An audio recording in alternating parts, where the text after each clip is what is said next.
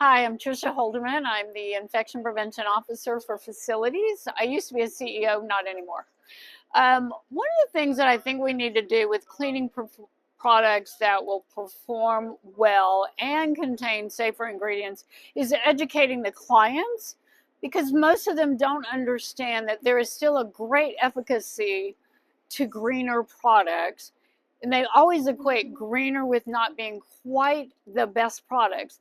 But in reality, the greener products tend to be safer not just for getting the things cleaned, but also safer for the people using them and safer for the people who have to be in that room as well. What can the industry do?